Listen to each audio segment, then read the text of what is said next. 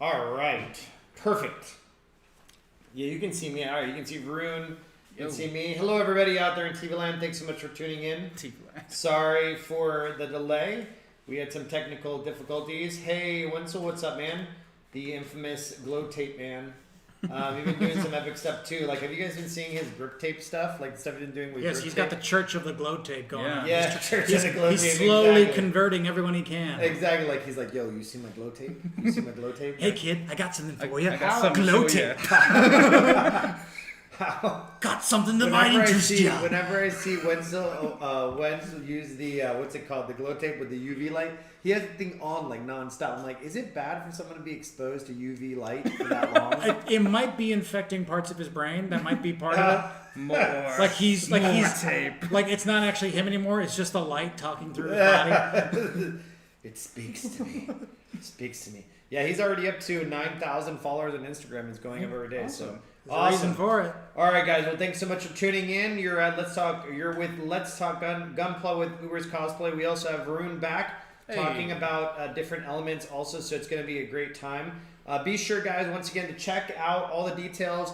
We are making some modifications to the website that I'm working on with the new year coming around. We're modifying certain things with the Gundam Club and with ordering and with Gundam in general and good things, good positive things. So be sure to check that often. Of course, you can always go to our website, super simple things here. It's flynsgaming.com/Gundam, and it gives you all the detail about the club and all the benefits of it. And for the sake of time, you guys can read it on your own. And you just provide your information here, and it'll take you where you need to go and send us the right email.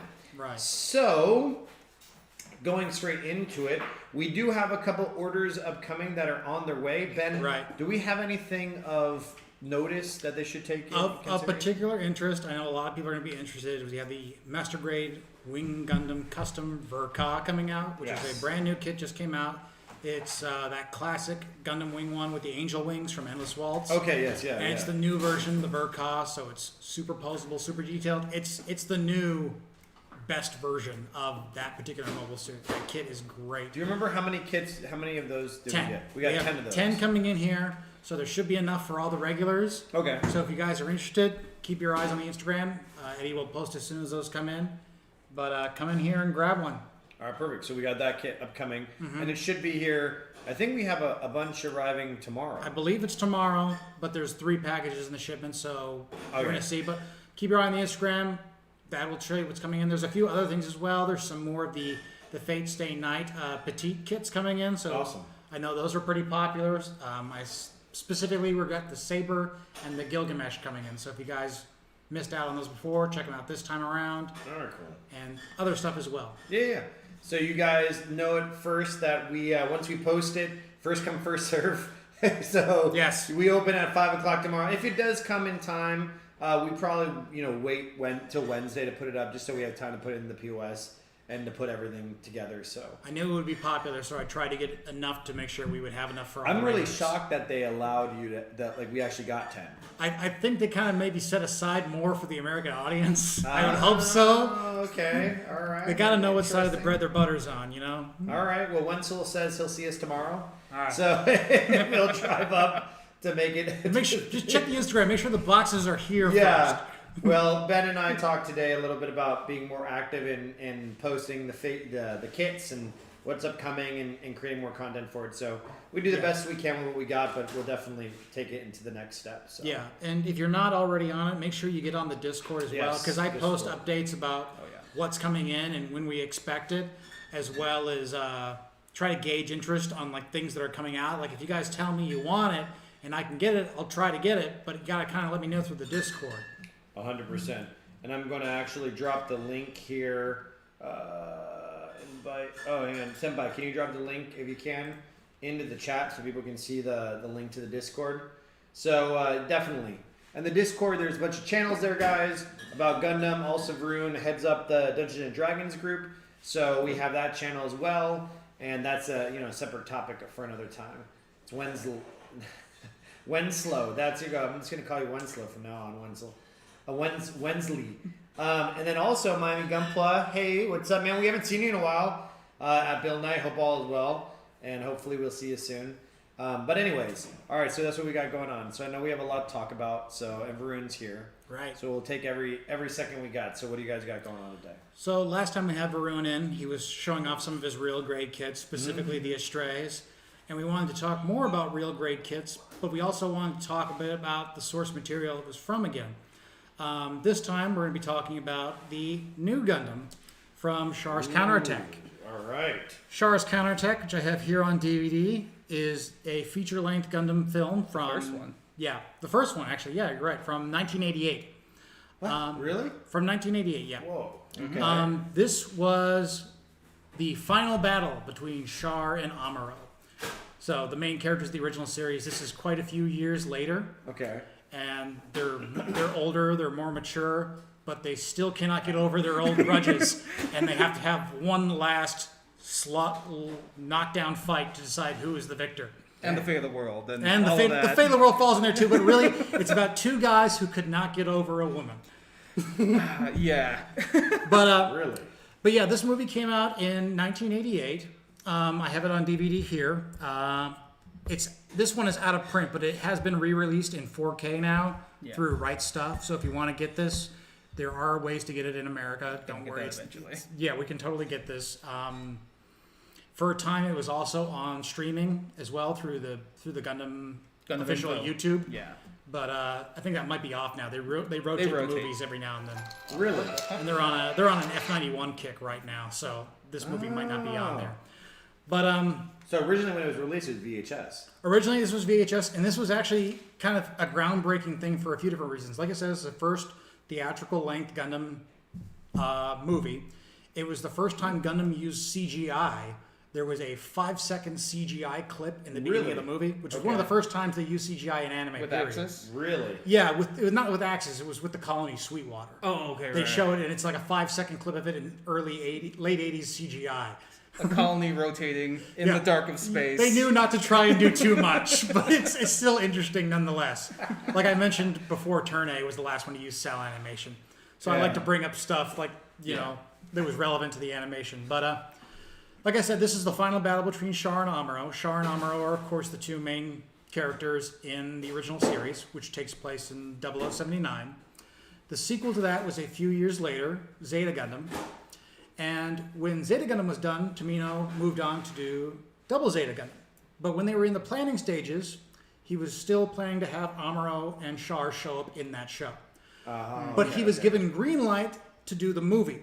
So he decided at the last second that he's going to not put those characters in that show at all. all that stuff and he's out. going to do it in the movie instead. So it's very strange. You'll watch Double Zeta Gundam. Amuro and Char are in the opening animation. But Char's in every episode of that show. But they are not in the show. They are not in the show. Because that's how late they found out that he was going to be able to get to the movie. It was that late that they already started animating stuff. And they had to quickly switch over to the movie. Man. So this takes place a few years after. For context, like I said, the original series is 0079. This takes place in 0093. So the characters are now in their mid-30s. They're older, more mature, mostly.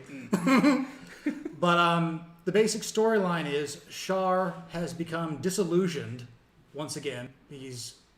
As he's wont to do. As he's wont to do, he's very much against the Earth, and it's trying to control the colonies.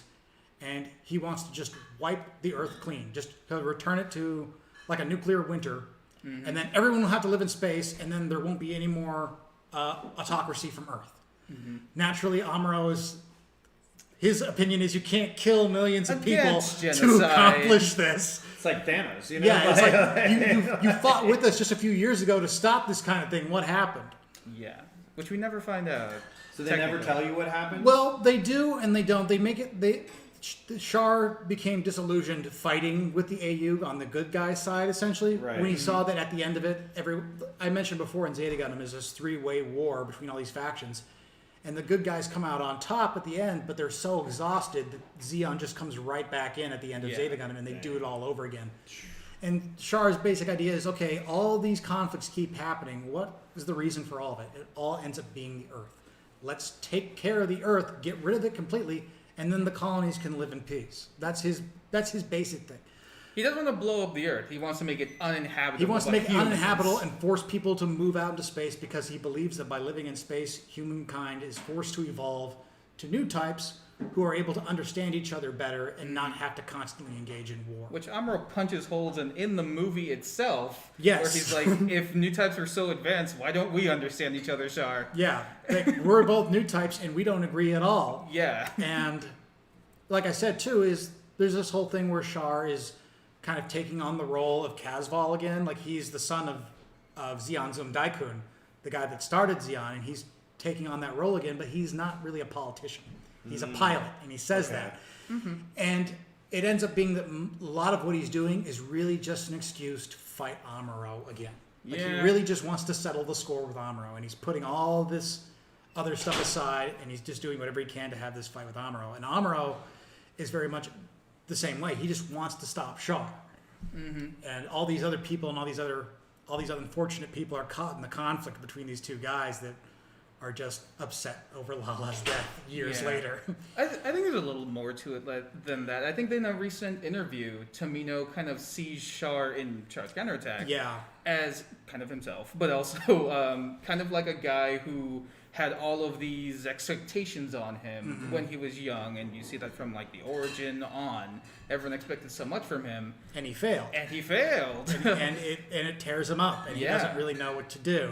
And Amuro is he's like the guy that Char kind of looks at him like, hey, you've got all this potential. You're in the Federation. Why don't you use this? Use your influence, use your abilities to like better everyone. And Amuro's like, I'm one man. I can't do that by myself, regardless of if I'm a new type or not, if I have psychic powers or not. Yeah, because Amuro was a nobody, and he didn't leverage any of his fame or anything from the war into like any kind of a political wedge. Char very much used like his father and his family and everything later to try and become like the face of AUG and the Anti-Earth Union group and everything like that, and it never worked out. He was never a politician. He was a pilot. Yeah.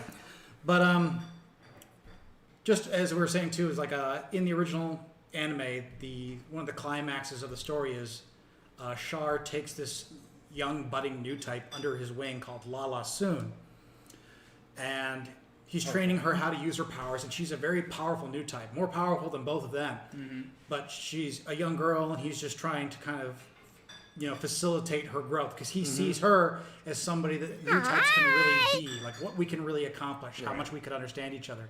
And if it wasn't for that damn pothole one day, there was a very chaotic battle, and she ends up getting killed in the crossfire by Amuro, and Char never forgives him for that. Like Amuro didn't mean to kill her. She jumped in front of the sword basically to protect Char from getting killed. It doesn't help that Lala keeps coming back to them from the dead. Yes. to say, hey, what's Lala up? Lala is such a powerful new type that she exists somewhere beyond time now, and she's able to talk to them in inopportune moments just to basically mess with them. Yeah, so she never really goes away. She'll show up in their dreams saying, you guys really need to get over your problems. And he's like, how can you say that after what happened to you? Yeah. This is because of you. Dang. And she's like, you guys just don't understand yet. It doesn't matter. But it gets really complicated. But the story for Char's counterattack, like I said, is really, really great. It's neat to see the characters years after the stuff that happened in the anime. And this is like the late 80s. This is the golden age of traditional animation. Yeah. The movie looks fantastic. Even today. Even today. The animation's top notch. The mobile suit designs are very, very cool. And it's kind of got that thing where it's like it's an obvious progression from that really 70s look that was in the original series. And you can see that influence in it, but it's also a much more grounded take on the technology. Like the way everything looks, it's less almost comical. Like you don't see a lot of the flashy colors and stuff like that. He doesn't use the Gundam hammer. He doesn't use the giant spiked mace. There's like it's very much like that. Like it's more grounded, and it's a really good movie. I actually had the chance to see this in theaters. I was going to say, speaking of the animation. Yeah, because in December they had like a thing where this was shown in American theaters or limited events as part of like the 40th anniversary. Both of us saw it, and it looks awesome. It looks awesome on the big screen. Yeah. I wish we could have gotten to see more stuff like that. I mean, that's just a tribute to like how good the animation is, like shown on the big screen today. Yeah, it looked really good. And you have like the score playing and everything. You know, as good as anything you can see today. It was hilarious too because they screwed up in my theater. Like they had an Allstate ad playing over the beginning, the audio. Okay. So you see Char getting into the Sazabi and it's getting ready to launch, and it's like Allstate will protect you as he's launching to drop an asteroid on the freaking Earth. I mean, I know Char's doing like Honda commercials, but like Allstate commercials now? Come on. Well, it's like Allstate's not going to save you from a freaking asteroid.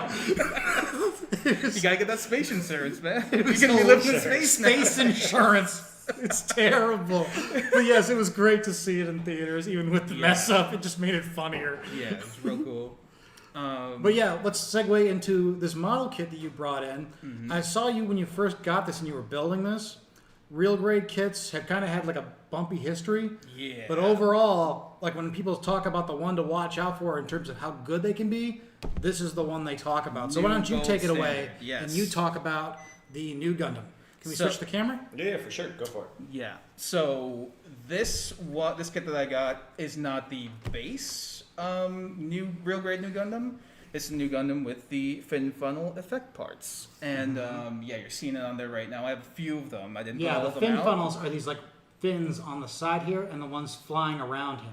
Yeah, so it comes with the arms and like the fire effects. It doesn't come with the energy parts. I had to get those custom made. Yeah, like these crackle energy effects between the actual the prongs of the weapon. Yeah, but that's all. But the stand is part of it too. So tell people that may not be initiated with Gundam, what are the fin funnels? What kind of weapons are these? Those are remote weapons controlled by the mind of the pilots. So it usually takes what's called a new type. We keep throwing that out, but it's essentially someone with psychic abilities who can perceive the environment around them, even through the walls of the mobile suit, which is why in Char's Counterattack, that's the first time we ever see 360-degree cockpits. Yeah, they're in the cockpits, and the screen is completely enclosed around them, so they can see in all directions. Whoa. So, when you're fighting with weapons like this, something like that's very important. Which for a normal person wouldn't be useful at all, because you can only look, one way with your eyes. But then if you're a new type who can perceive everything in every direction, then having these things that you can control with your mind that fly off, all around you, make you a monster. Right, because in the context of Gundam, there is no more BVR combat, beyond visual range. The technology that makes mobile suits work also renders radar inoperable. So all combat has to be at close range because everything else is jammed. So to get around that, one of the reasons why new types are so powerful is because weapons can respond to people's brainwaves and not get interference like radio waves would. And depending on how strong of a new type you are, you can perceive things out, miles from wherever you are. Like you have pilots sensing other pilots on the other side of the solar system and stuff like that. Or you got everyone on the white base telling Amuro how to get out of there while the base is blowing up. Right. At the end of the first Gundam. But yeah, so that's one of the reasons why the new types are so powerful is because everyone else is forced to fight at close range, and they can basically sneak into battle at long distance with these remote weapons that they can control with their minds. Yeah. The reason why they clip onto the back is because they all have a battery life, fuel that they have to come back to the mobile suit to recharge for. The new Gundam uses actual. They're called fin funnels, but they're actually bits. Yeah. Because they tell them the difference between funnels and bits. Funnels and bits. Yeah. So, and I'm pretty sure this is just the Japanese naming conventions from the 1970s. The remote weapons are called either funnels or bits. The first one came from Lala Soon's Elmeth, which had bits, which have actual independent fuel sources, which means that they can operate longer away from the mobile suit before having to come back. Right. Funnels, on the other hand, came from Haman's Kubile, where they're smaller, they're easier to produce, but they also have much shorter operation time. They can't go farther away, and they can't do as much. Whereas something like the new Gundam's fin funnels, which technically are bits, they have their own independent generators, can generate like a pyramid shield that goes around him. They can do more than just attack. They can be used for defense as well. Yeah. So it creates a shield to block a giant beam that's about to hit him or something like that. Mm-hmm. So all of this is kind of liner note stuff that we're talking about. But you see it come to life in the story itself. Yeah, like when he first launches with the suit in the movie, like it's not even really complete yet. Yeah. Like they're in a rush. Like you got to get to the battle. What do we have? It's like just go out with the bazooka and the rifle, and we'll just put you on the sled and go. Yeah, go Amuro. So the first time he launches, he doesn't even have the fin funnels on him, and the fin funnels are a weapon unique to the new Gundam. So when he launches later on, and he has them, and he's in battle. At one point, there's a hostage situation, and they're like, "Drop all your weapons off the mobile suit, or I'm going to kill this person I have hostage." And he goes ahead and he drops all his weapons, and he also detaches these funnels. The pilot that has the hostage is like, "Why would I care if you dropped your radiator fins?" Yeah. He doesn't understand that they're weapons because no one's seen weapons like these before. They've seen like bits and funnels, but not these giant slab weapons that open up into prong do so laser much, cannons. Oh, so that's what they are. They're like a laser cannon? Yeah, you see here on the side they're folded up. Yeah, I see that. Yeah, And then they open up into this and it fires a laser out of it. That's what but they can also be used to generate a shield. Yeah. Okay. Like the idea being he would form a pyramid around him and these would open up and they shoot an energy shield around him. I want to try to get effect parts for those too, but I have to Yes. get those custom made. Get a lot of cellophane. You might be able to do one for yourself. Yeah. Cellophane. But so to speak to the kit itself, Yeah. like when I was here before, my original favorite build for the Railgrade series was the Astrays, because I built a bunch of those, and they work. Because I'd also built the Railgrade Strike, Railgrade Wing Gundam for Ka. One more in there? There's one more in there that I built, but they were the best. Now, because those were a few years ago, coming on to the new Gundam. Absolutely the best real grade. Yeah, they really out went there all right out now. with this one. Like the design is a bit closer to like the master grade Oh, yeah. version Ka. Like in the animation, the new Gundam did not look this good. I don't want to say that it looked. I'm not saying that it looked bad in the animation. I'm just saying that this design has been refreshed with Yeah. modern technology and model kits, like the various little detailing with the panels and all the detail on the back with like these little bits of the armor coming through the frame. That's unique to these model kits. It did not look like that in the animation. Yeah. But yeah, definitely like the best build. It's chunky, it's stable, it's bigger Yes, than most of the other very, build very grades. solid. I like that, especially Yeah, how solid it is. whereas the Astrays, they had problems with like the waist or maybe the hands sometimes. This has none of that. Yeah, the new benefits a bit as well because it's taller than most mobile suits. Those Shar's counterattack Yeah. era suits are huge. Char's counterattack era, like he says, the suits were getting larger. At a certain point in history, they get smaller. Because But- they realize, hey, this is untenable. Yeah, they realize, everyone's packing enough firepower to kill anything in one shot. So we should probably just try to make everything faster than make sure everything's more heavily armored. Yeah. Okay. Better to not get hit at all was the logic. But at this point, they were still going for big, powerful suits. Yeah. So the kit itself is something that the kit itself was great, but it's also rolling into the other part of the discussion we're going to have about the kits themselves. This isn't just the base kit. It Right. comes with the effect parts. It comes with the stands. It comes with the clip on the back to hook it all in, so you can pose it in all these crazy ways. But then on top of that, I also got the and I don't know if you're showing it, but camera one. the expansion sets for there you go, the new Gundam heavy weapon system, which goes into like what is MSV, Right. and how these kits sort of work. So tell them what MSV is. So MSV is the kind of catch-all term for mobile suit variation. Ever since the first Gundam, there have been usually books released showing all these other mobile suit designs that never showed up in whatever show it was. Right. For the first Gundam, it's the full armor Gundam, which Right. we have over there. We might Yeah, we show. might talk Not about that it. one. Not that one, but we'll talk about it. The original full armor Gundam. Right. Zeta, like the Zeta 2 Gundam. Or like the high mobility Zakus. Yeah. Those all came from mobile suit variations. And- So, I was going to say, Go it's a way to basically pad out the catalog because you've got all the stuff that shows up in the shows, and then you've got all this other like cool stuff that was just right off the screen that no one saw. It was kind of like catering to that audience of military modelers. Yes. Like where you'd have Still like, is. This is a like Panzer tank from World War II, but that Panzer tank from World War II would have A, B, C, D, G, all the way to like L. And everyone was like a variation that they would make during the production line. Right. Like this one was maybe like with a howitzer for taking down concrete buildings. This one had extra armor because they were fighting stuff on the Eastern Front. That same methodology of like variations in designs is applied to mobile suit models in these books. Like here's a high mobility Zaku. Here is a Zaku. Marine. Yeah, here's a Zaku for water type, marine combat. Here's a Zaku that is for reconnaissance, where it just has cameras all over it. Yep. The Zaku Flipper. Desert type Dom, flight type Goof for whatever all reason. that stuff.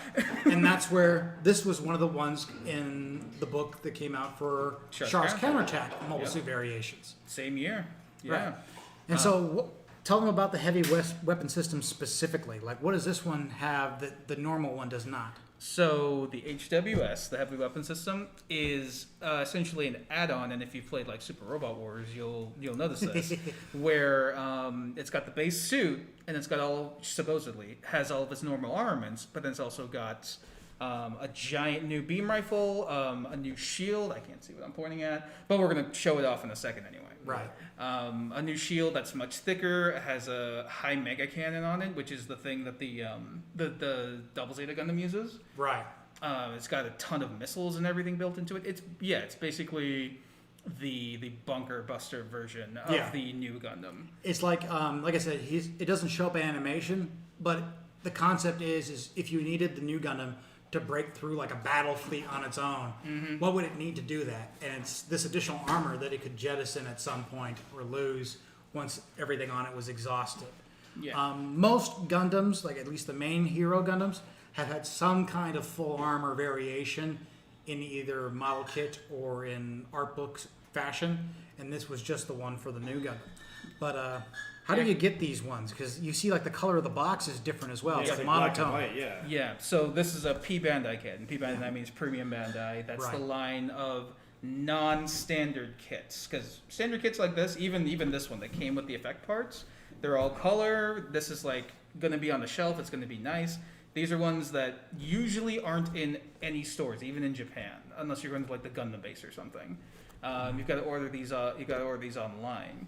There are multiple methods that I've used to get these. Like some of the average ones everyone knows about, like Amazon, eBay. Buy-E is one I hear a lot as well. Yeah, those you're buying from third-party resellers who have gotten it their own way. And some P Bandai stuff they do sell on the American version of the site now as well. But it's Now- like all the older stuff you're still pretty much out of luck for. Yeah. Now, finally, like it was this year, right? They actually had an English US Yes, P Bandai site. I have one order open, and that's for the Mercurius and V8 kits that are coming out. So that's going to be my P Bandai cherry getting popped. Is going to be that kit. I'm getting the Dryon from that site, the Dryon Dre. Yes, the black and gold. The black and gold try-on. Nice. Yeah, I like that. I'm gonna bring that in one day. That's going to be cool.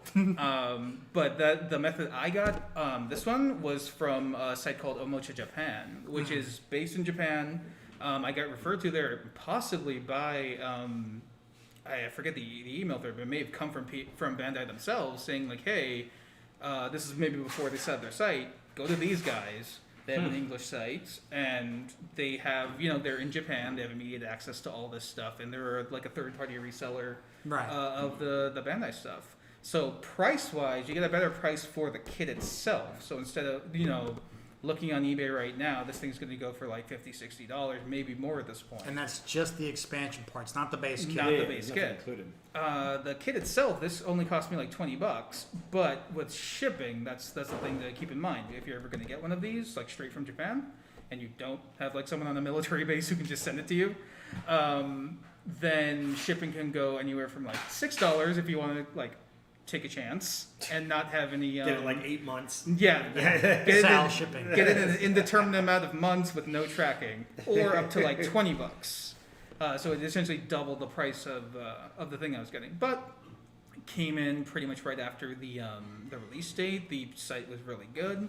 But this is what P Bandai kits usually look like. They've got the black and white box to show like Even the normal P Bandai, even normal like that's just the thing. Like a building kit, like a kit you're gonna build would come black and white. Yeah. Usually, yeah. Really interesting. Yeah. Usually, a lot of their P Bandai or like non-standard kits come in either black and white or some sort of like monochromatic color. I've got like the Build Strike that came in the clear colors is all blue and white.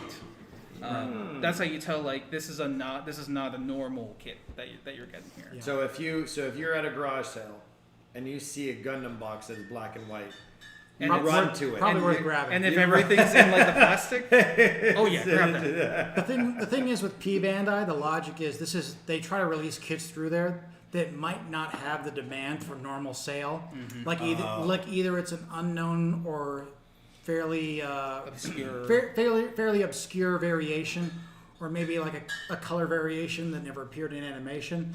The idea is to put those through Bandai so that it's not a loss for them to sell it through the regular line. The fans who want it will get it. But sometimes they like to stick it to you. Oh yeah. Like the Gundam Wing, a bunch of the Endless Waltz kits Yeah. are P Bandai, and those showed up in the movie that is extremely popular. Yeah. I have no idea why they're P Bandai, but it keeps me up at night because it's infuriating. No. Same thing with the Mercurius and V8. I love those suits. Those came Why from the they are show. P Bandai blows my And mind. the price point of a P Bandai kit, it goes up. It just means it's higher because it's limited, Because there's and such a limited because stock. there's not a third party you buy it from. It's directly from them. And the Yeah. grade level is premium Bandai, or is they varying grade like in terms of the like RG, all this other stuff? It's all the same that you normally get. Same. High They grade, tend real to be grade, the same, yeah. But master grade. Yeah. with some kits, like I always think of the Impulse Buster, where it had the two cannons. The parts that make it the Buster are designed more simply than you would think for the master grade. Like, not that they're bad, but it is very much, this is a strike pack we're releasing for an obscure variant. So it does not necessarily have the full weight of maybe like a master grade they designed from the ground up. Yeah. But we're talking like a very minor, like stickler details, like, oh, there's a seam line here when there probably shouldn't be with the level of technology you guys have. That kind of stuff. Okay. Yeah. But speaking of the kit itself, I've actually got the parts here. Right. So Can you actually do that quickly enough? Yeah. To do this? All right. I'll bring him off the it's stand. a pretty quick conversion, I'll bring him off the stand, and you can do that. and then you can show off your Sazabi, the other half of. Right. And All right, you're on camera 2 right now. while you're putting on the parts, I think I brought this guy in and talked about it briefly before, but since we're talking about Char's counterattack, I couldn't not mention Char's. You might want to turn down the light just a little bit, Ben, because it's glaring off the top. Better? Yes, better. Okay. And is the camera angle good? Yeah. And we'll actually talk about this in a All right. minute too. Yeah, in much like how the new Gundam was Amuro's final suit, the Sazabi is the last suit that Char pilots in animation. Very obviously, still continuing his trend of bright red, very flashy mobile suits. Heck yes. And in terms of master grades, this is one of the biggest. It's gigantic. I mean, it's barely fitting in the frame here. But this is the Verka kit. Not the same scale as the real grade that Varun just had up, but the real grade of the Sazabi is kind of based on this Verka redesign, where it's got more surface detail. And the same kind of thing is just being that Char is a new type. This suit also has remote weapons up here in the shoulder binders. Oh, we should talk about that. The new Gundam has its funnels because Char Right. gives away the Psycho Frame technology because he's so petty and he doesn't want to win a fight that isn't fair. Exactly. What? So he basically tells people, yo, I'm going to use this. Yeah. So you might want to use it too. Make sure the weapons that Amuro gets are just as Not good. not only might want to, like in the manga version, he actively gives away what the Psycho Doga Yeah. that Gune is using, so he can just have the technology right there on the So battlefield. they don't even need to develop it. He just hands it to them. He just hands it Yeah. to them. What? Because And the weapons on the Sazabi are It's actually... like honorable. Yep. Oh, okay. he doesn't want to win a fight where Amuro didn't have the best suit he could have. Yeah. But you can see here that Char's funnels are a little less advanced. Yeah, it's kind of the honorable thing. It's also kind of just being petty. Yeah, it's pretty much Char at that point in his life.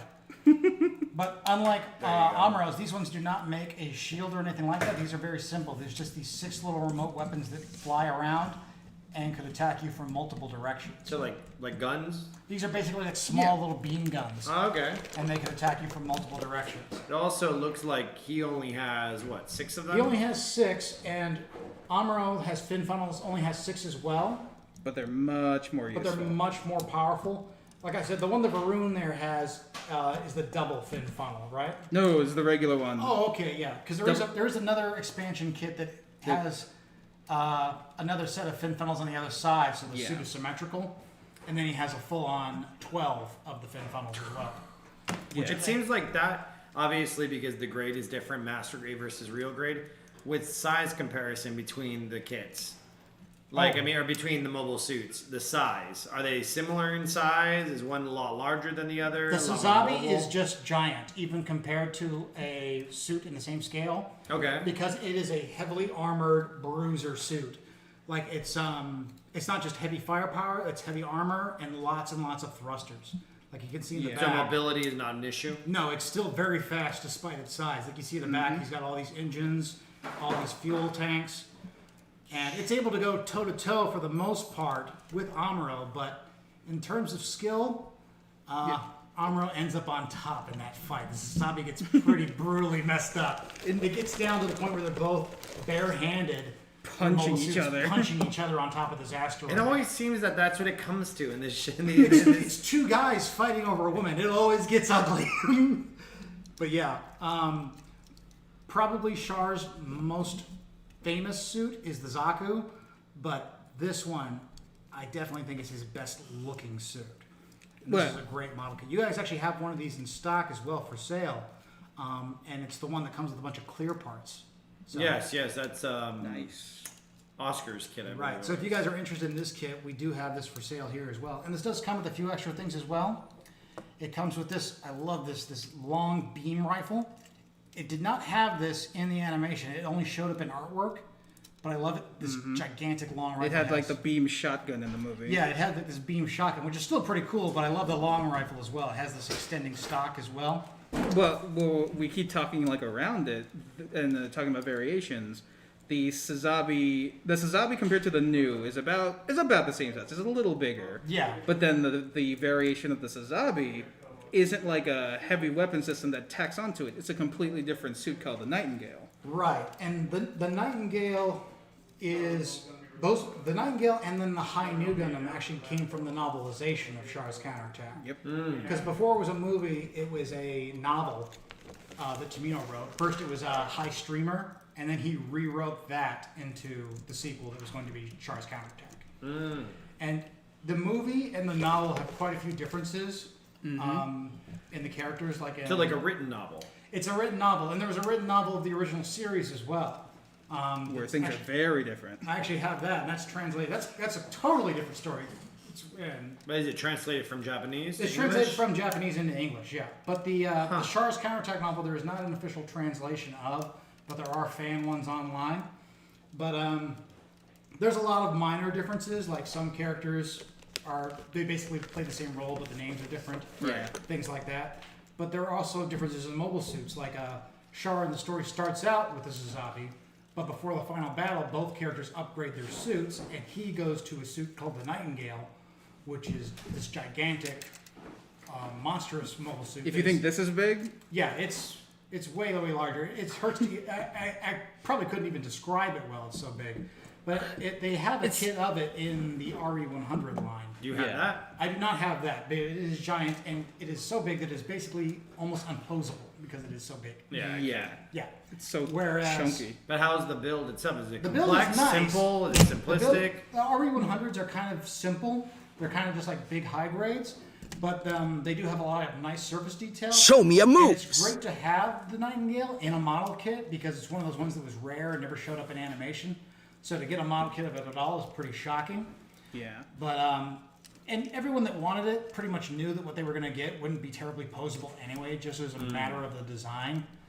But the new Gundam, Amuro eventually gets that upgraded to the High New Gundam. Yeah. And that one's a bit more makes a bit more sense. It's basically just it's the same loadout as the regular New Gundam, but the design is more symmetrical. Like the fin funnels are on both sides instead of just the one shoulder, like it is on the normal New Gundam. The layout's similar to the Sazabi itself. 3 on each side. Yeah, 3 on each side. They're With kind the of fuel like tanks wings. out the back. But the main difference loadout wise is that it also comes with the hyper mega cannon, Right, which is just a giant gun. Yeah, it's meant to blow up Axis at the end, but he doesn't get a chance to do that. It had that much firepower. Yeah. Yeah, he's just like, I'm gonna blow up the colony, but Char gets to him first. And so speaking to like the novelization and the manga version, Right. Beltochika's children. Beltochika is a girl who shows up in Zeta, Right. girl lady who likes Amuro because she seems to like genuinely like him, not just She's like just him. kind of following him around, and Amuro's kind of like, I ain't got time for you. Yeah, he's like war. for the whole Zeta conflict, he's like, you're like, okay, fine, you want to follow me, whatever. She doesn't show up in the movie at all. Instead, he's kind of going out with Chan, the designer of the. He's a designer, but like She's one of the engineers. the engineer who helps him create the new Gundam. Right, because Amuro is actually involved in the design of the new Gundam. He's not just the pilot. He's had so much experience in combat at this point, and he was always kind of like a whiz kid technically when he was a kid, that he's designing his own mobile suits. Built the Haro, man. Yeah, he was the one that built Haro, the little mascot robot in the original series. Really? Even when he was a kid, he was kind of a technical whiz kid. Dang. All right, so Varun is, I think, they're putting the finishing touches on the armor add-on. And we're gonna talk For about the this kit new Gundam. and its ups and downs. Are we good? Let me stick the actual bazooka on the back and just be like, let's have this be ridiculous. And all falls apart. I mean, it could. There's so much stuff on this. Here's the last piece. Okay, this is So good. this real grade kit seems to have a lot of like add-ons. Oh, this one Like, you know, specifically, the funnel yes. effects, the Well, being this was Amuro's final suit, it's a very- HWS stuff. I mean, Yeah. seems like quite a bit. Yeah. So- Are we all in frame? Yeah. Yeah, a yeah. lot I to would fit scoot in. it. I would scoot it like the camera just a little bit toward you. There we go. Perfect. Yeah, that gets everything in frame. Yep. Oh yeah, I forgot. Hey, Francisco, what's going on, man? The gun gets God, bigger. it expands out, so the gun gets even bigger. Jesus. So speaking to this kit, it like design wise, it looks great. It's pretty much the midway between the high new Gundam from the mangas and the very like slimmed down new Gundam we got in the movie. It's got all the high weaponry, the big guns that it would use there. But it can also eject all of them off of the mobile suit, so he can have the base version as well. Right. Model Chunky boy. wise, you've got the new hyper beam rifle, which is much bigger than the original. Oh yeah. It telescopes out. It's got like sniper legs. Yeah, if it's you got want a bipod on it bipod. as well. if you want to pull them down, Like, what would you put this on to snipe at when you're flying around in asteroid. space? you'd be on an asteroid essentially. It's so heavy. It actually has a clip that clips into I the see arm. like the shield does. Yeah, it actually clips into the arm to keep it that. stable. That's smart. And he's got some additional skirting armor on the Yep. front and additional armor on the sides with extra boosters on his legs. Yeah, the actual transformation into this, you have to take off a few parts from the leg armor and the skirt armor, but that's about it. Just so he can plug it in, essentially. Yeah. And then that shield. Ooh, tell us about the shield. And then the hyper mega shield. It has the twin high mega cannons. Those are the Yeah. same ones that the Zeta use. Not like just the Delta defensive Zeta. purpose. This also has a giant cannon in one end of it. Yeah, it's super thick, so it can take any sort of abuse that comes out. It telescopes out. Oop. And then it's got these. Yeah. Like the movable flanges as well. I like them. Ooh, Knock that sorry over. about that. But it's got it's got the base shield on the middle, and then it's got this giant thing on the outside, so it can basically hold up to any punishment that comes along. What I like too is even though he's got all this armor, it doesn't really limit its mobility that much. It's still a pretty dang posable kit. And yes, if you played the Another Century episode games, or you played Super Robot Wars, this is meant to be used in space, so it doesn't really affect its mobility too much in those cases. Right. In model form, it's a nightmare of unbalanced weight because we are in gravity, so you can see if I had all the fin funnels here plus this giant shield, it'd be Yeah, it'd be flopping over to one side. He is leaning a little bit, but all things considered, it doesn't seem like it's that bad. No, Yeah. it's interesting that the way it mounts in the back from the spine. It looks like it grabs on the spine, like as opposed to like right below the legs, like between the legs. Yeah, that's a special adapter that came with the base kit. So instead of plugging it just into the crotch area, you clip onto the thing on the back. And I like how he's got these 2 missile pods in his chest as well. Yep, the missile pods will open up. It's got missile pods on its shoulders. It's got missiles everywhere. It's got the same hyper bazooka it had before. It's supposed to technically also be able to mount the rifle on the back of it like it used to. Oh, like across the butt flap? Like it can hold it there. Like in its base version it can, but because it's got such a badonkadonk at this point, it can't fit there. So you can't mount the gun anymore. Yeah, but a very impressive looking kit. Yeah, so like it's absolutely a great kit to put up and pose up and you're never going to touch it again. Yeah, it does have a lot of shelf presence.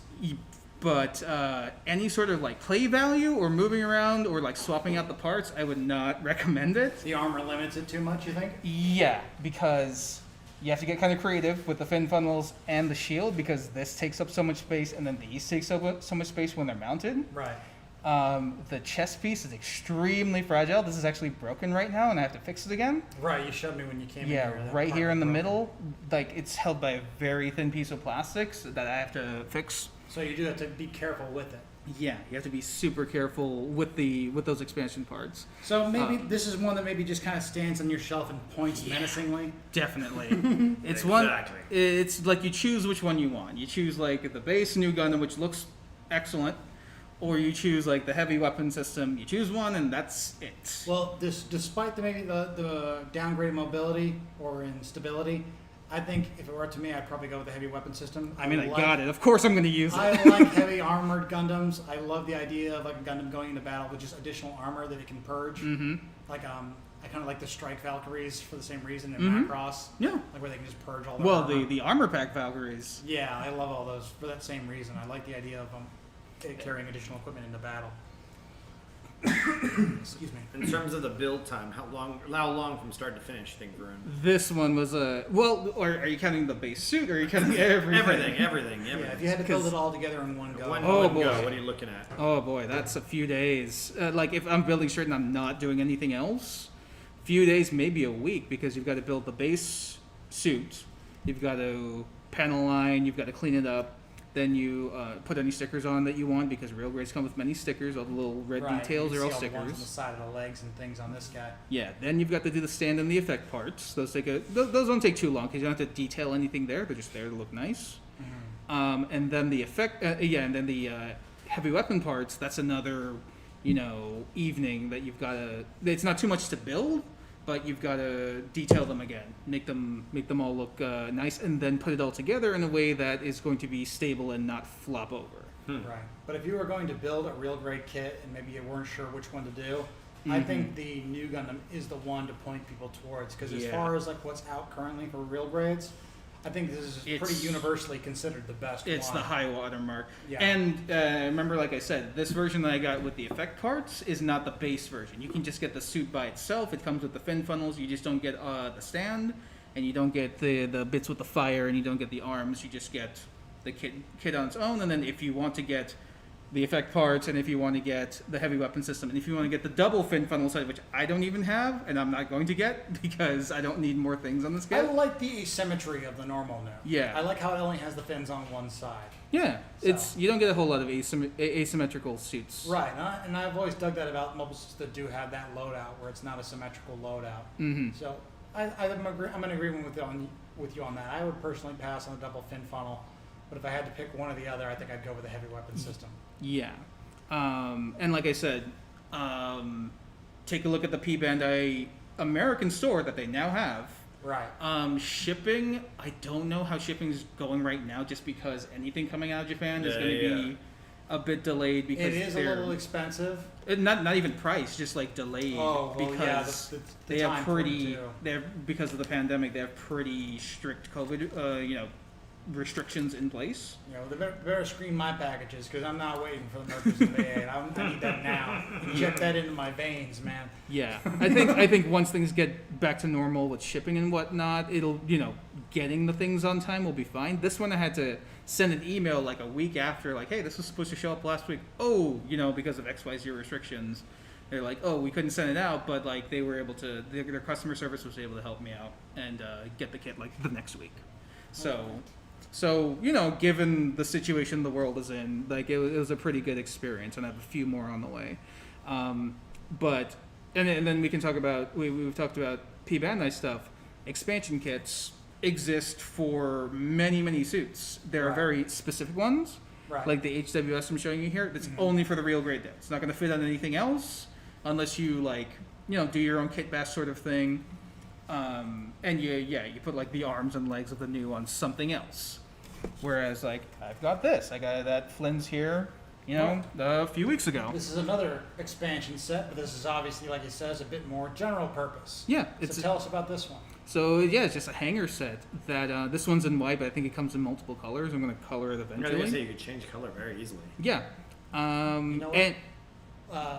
Talk about this for a minute. I'm going to get a kit of yours to put in here. Yeah. Okay. I was going to pose this, but this was not going to work. Like, how are you going to shove that in there? I'd have to take off all the stuff. But yeah, this Hangar setting, not supposed to be set in space, but whatever. It can telescope out, so you can see right here in the middle. This all pulled out, and I can make it wider, or I can make it smaller. It looks pretty simple, Varun. Is it like only a couple pieces, or how is it a basic kit to put together? It's a pretty basic kit, and it has gimmicks like, hey, I like it. It's like tilt. You can pull it up, tilt it, and say like, hey, the mobile suit's kind of being worked on by a different angle, because this normally happens in space, so they can pose it up however it needs to be. This is a more general sort of expansion kit that you can use for anyone. There you go. You got the Alex. This is one that you were actually doing during Christmas the other day. Yeah. So the Alex is getting its armor put on. So that's why it's only half there.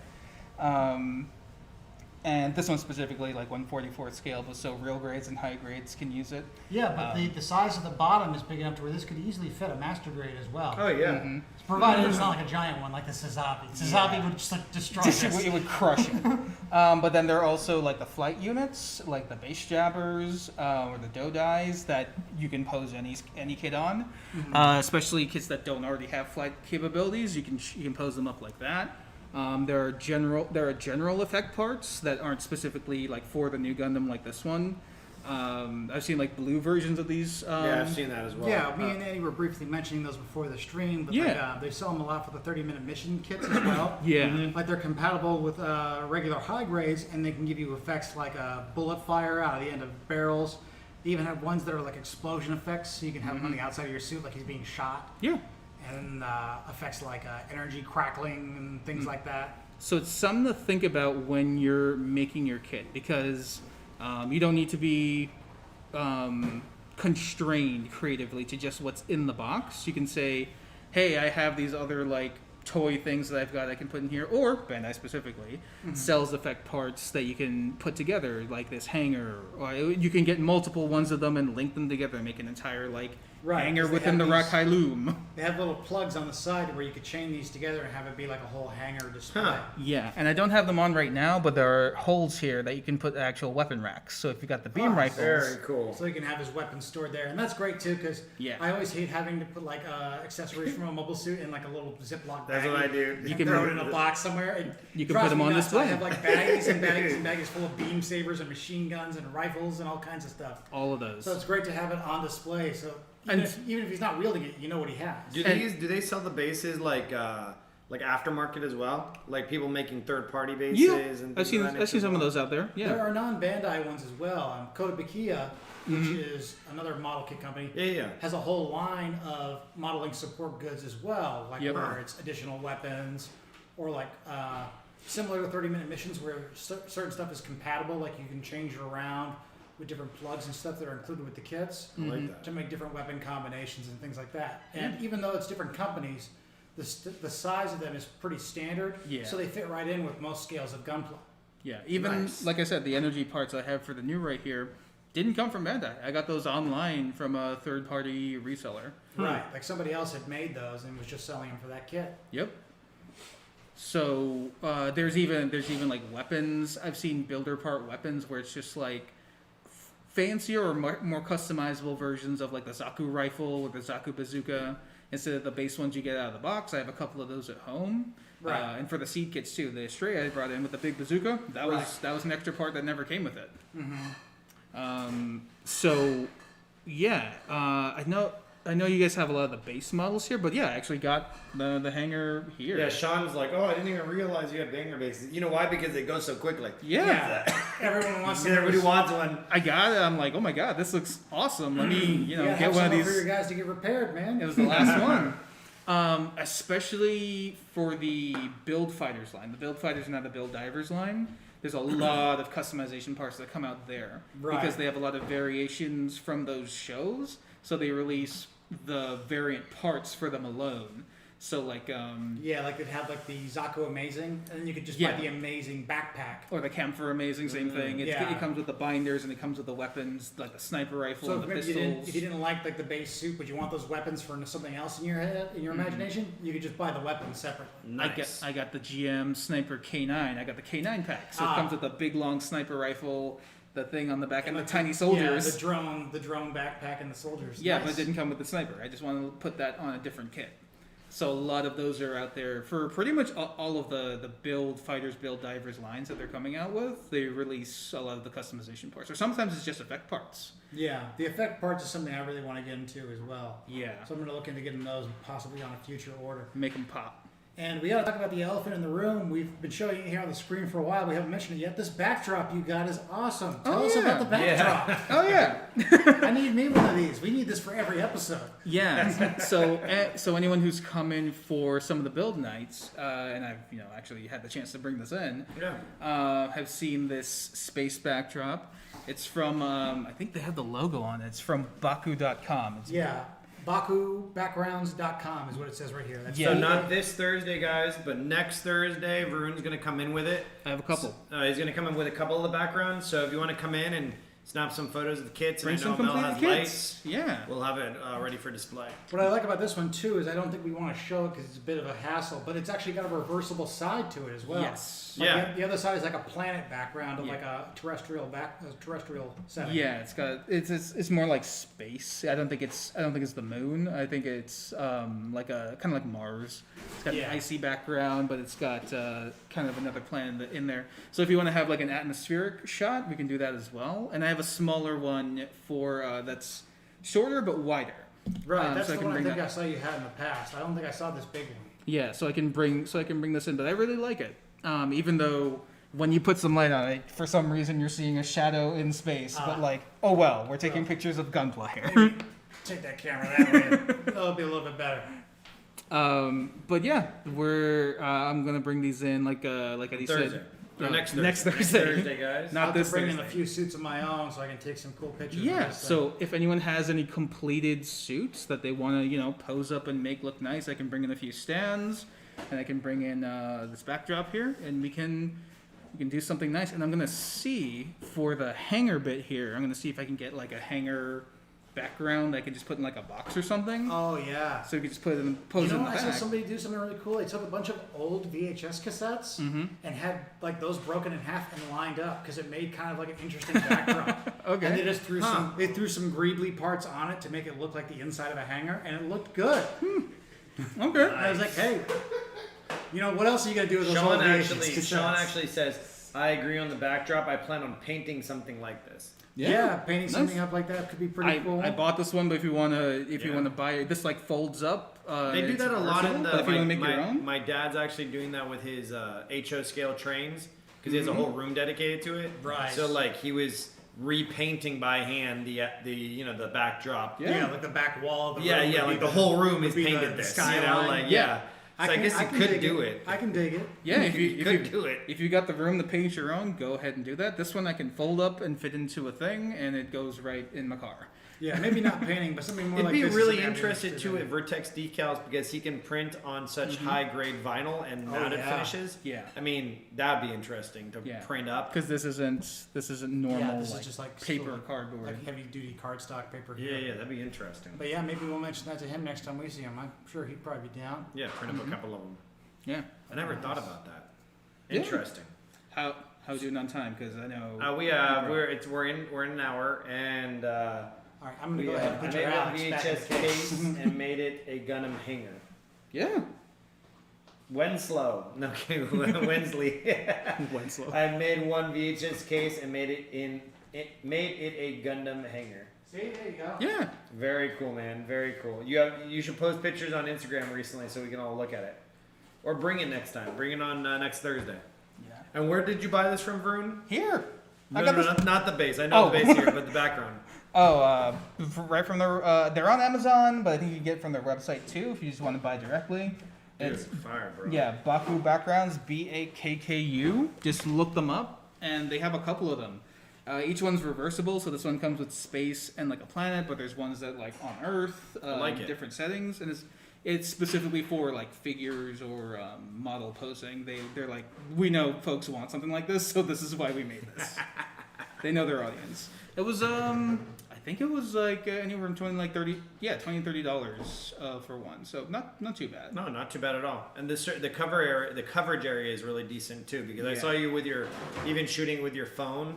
It looks solid because the background's not so small. Yeah, that like half the model sticking out of it. I got one of their bigger ones. A big kit can fit in this. Yeah, and you have that the Lazy Susan thing on it, the dolly thing on it too. So you remove that, you can squeeze even more onto it. Right. Do a Dang. whole battle scene. Crazy. Yeah. Is there anything else we want to talk about? Because I can talk about a little bit about the manga of Stress Counterattack. Oh yeah, go people ahead. want Talk to about that. We'll wrap it with that. So people want to go for the manga. Where do they go? What is it about? So where they want to go, it's Zionic. There's no official. Yeah, a lot of Gundam manga, like I've mentioned in the past, is not officially translated. Remember, I said so much extra media never comes out in America? Yeah. But there are dedicated fan groups out there that do subtitling, and the most prolific one is Zionic Translations. Yep. They have a Facebook group. I'm sure they have like a Reddit dedicated to them and all kinds of stuff. Yeah. If you were to Google them up, Zionic Translations, you could find them. Yeah. But yeah, tell us about the manga. I read the manga from there. So the manga version of Char's Counterattack is mostly similar.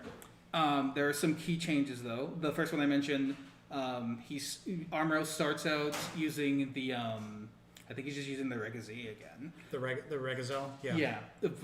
Versus not the Sazabi. Char actually starts out in the Nightingale already. Oh, jeez. That's a very one-sided fight. Yeah, so he's like kicking Amuro's ass in the beginning. But Amuro ends up fighting Yune in the Psycho Doga, not the Yag Doga. Really? So, and in that fight, we see Char actually like give away the Psycho Frame technology because he's like, you can't. This is no fun fighting you when you're at such a weakness. Yeah. So he gives away the Psycho Frame technology. He has the Vegeta syndrome, is what it is. You know what I mean? Like Vegeta's like, oh, I'm always gonna let the enemy power up. I want to beat him as best, and he always gets his ass kicked. So then Amuro doesn't make this new Gundam. He makes the High New Gundam, which is, I don't think we have a version of it here to show, but it's we've sold it here in the past. It's I think bigger. I think scale wise, it's even a little bigger than the It's slightly bigger, but it's more heavy armor and more thrust is really what it is. Like the basic loadout for weaponry is essentially the same. But the giant gun as well. Yeah, just with the giant gun. But all of Char's weaponry on the Sazabi is pretty much built into the suit. Mm-hmm. But the Nightingale, this is where the giant gun comes from. Right. It's from the Nightingale. So the story goes along. Bright has a beard. That's a major change. Oh yes, Bright gets a beard, which he shaves toward the end. But then the few other major changes are Amuro isn't with Chan as he is in the anime. He's with Beltachika, who I mentioned from Zeta Gundam, and they are definitely together. And it's revealed that she's pregnant and she's gonna have a child.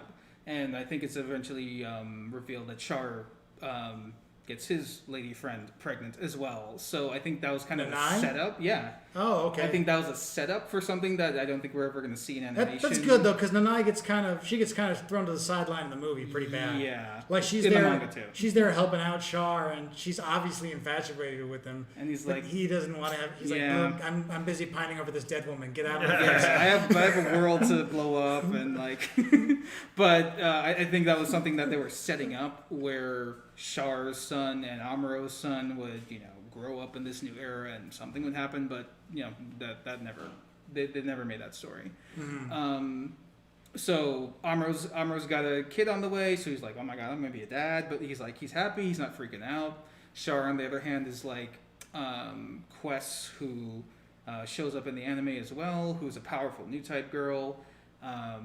Still does the thing where he kind of grooms her, and he kind of sees her as like a second coming of Lala, and makes her into a new type weapon, which is like so bad. But then with that same character in the movie, she just gets killed basically by random chance. She pushes Hathaway out of the way of a missile and gets hit. Right. And somehow the giant Alpha Zero gets blown up with one missile.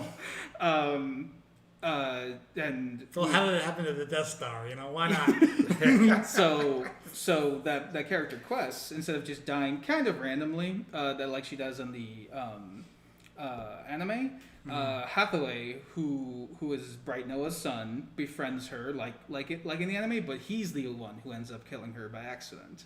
So so there's that moment where he realizes he's done something terrible, like Amuro with Lala way back in the day. History repeats. Which is a much better setup for the movies that they're coming up with. Because now he's the haunted one.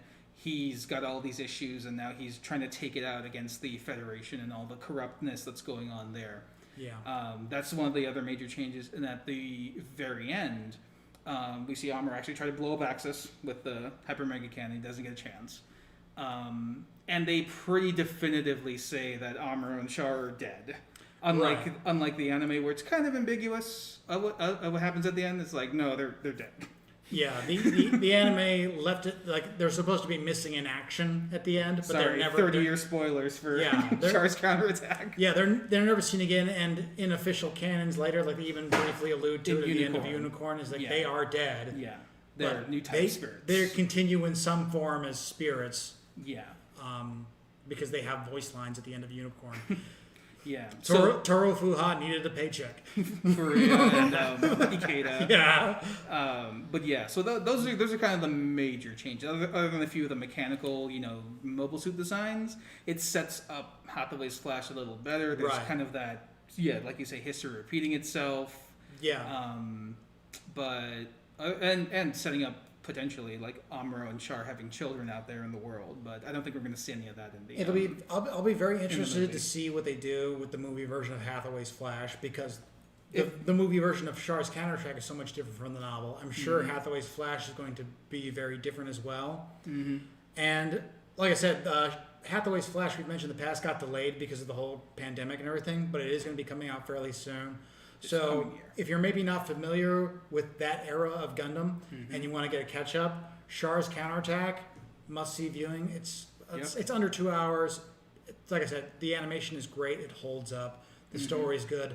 There is an English dub of it. Yep. So you don't have to worry about subtitles and everything if you're not into that. The English dub where they're talking about the Tetons. The Tetons. It's that ocean era. It's that late ocean era Canadian dub. You know what I mean? Where every voice actor on the planet is Canadian because it's cheaper for them to do it there.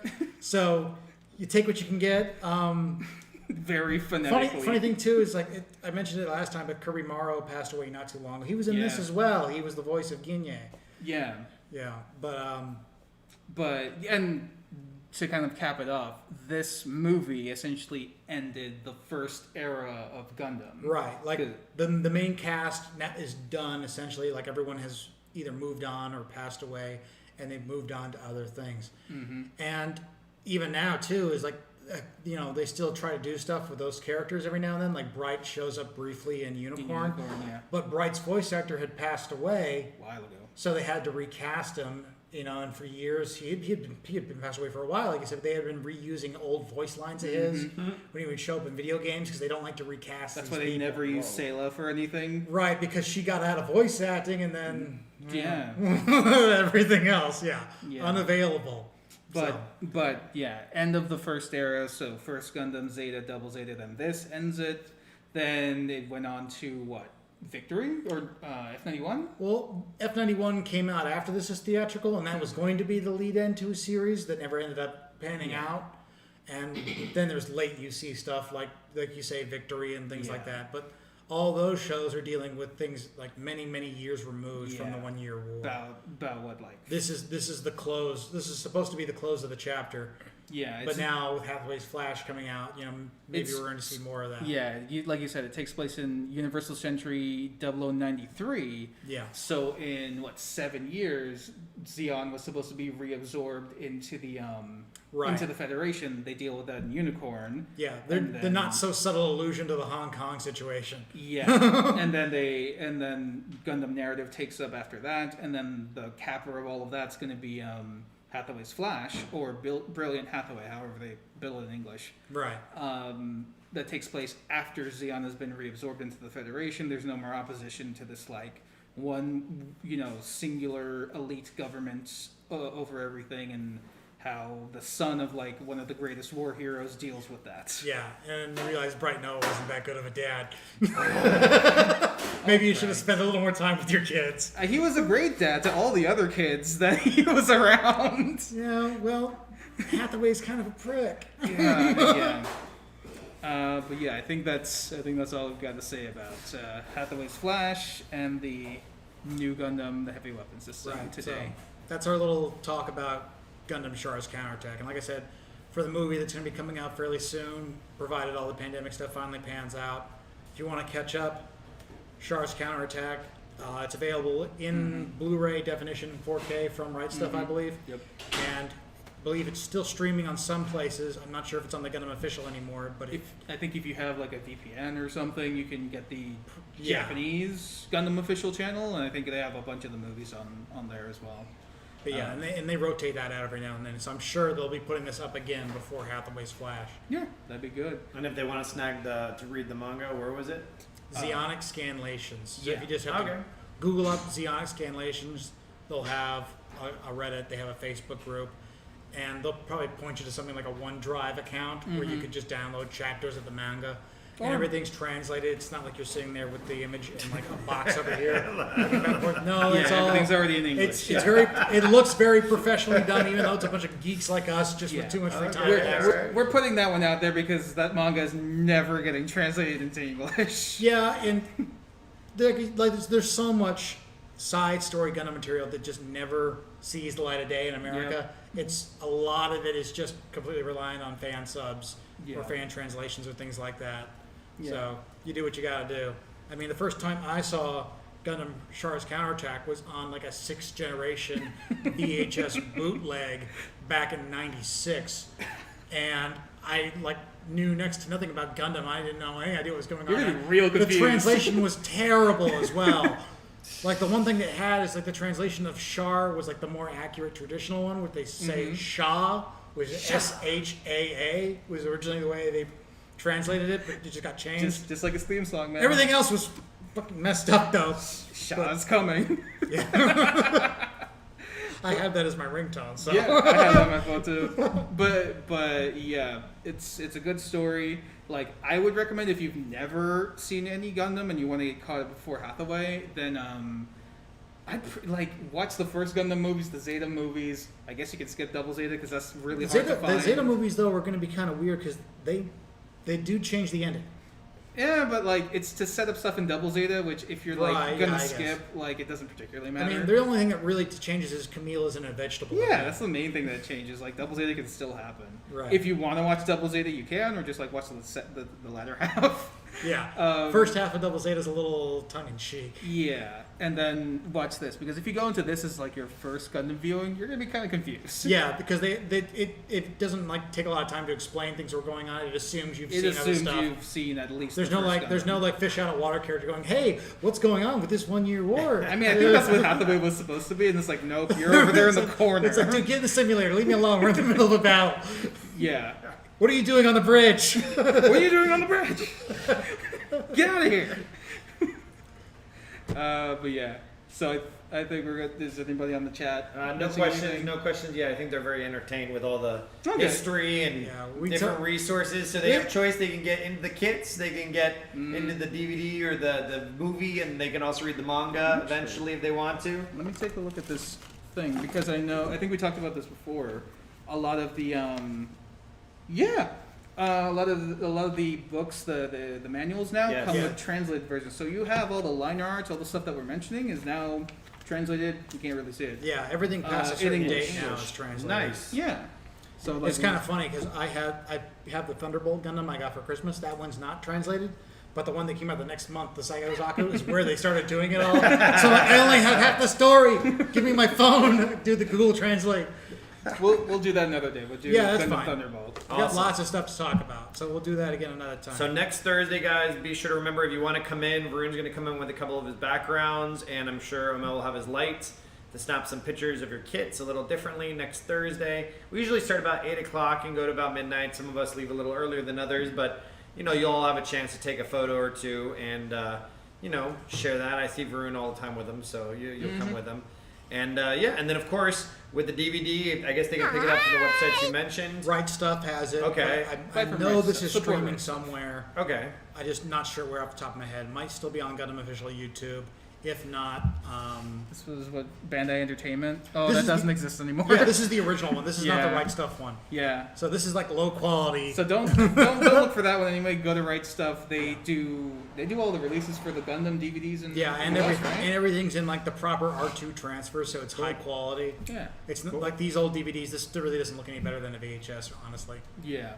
And make sure, guys, we put the Discord link up in the chat. So inside Discord, of course, we have the channels dedicated to Gundam and to D&D and to cosplay and all types of different channels, and that's totally free to join. The link is in the description.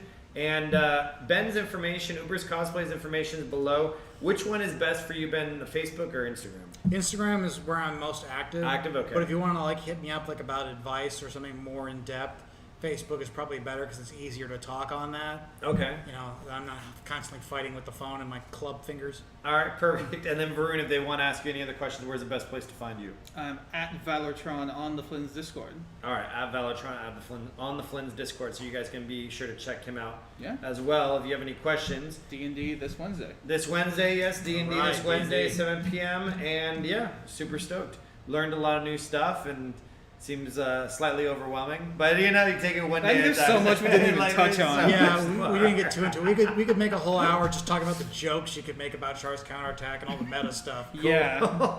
Well, guys, be sure to check out our Instagram, Facebook, and all that cool stuff as we announce when these new kits come up. And we'll also be at Otaku Fest this January or this upcoming month. Slinging Gundam also. I gotta finish my costume. So that'll be a lot of good stuff. Yeah, Ben's got to get that going. So we're super stoked for that, guys. Really appreciate you tuning in, spending the hour and 20 minutes with us. And do we have anybody else? No, that's it. So anyways, guys, thanks so much for tuning in, and we will catch you later. Take care, Bye, guys.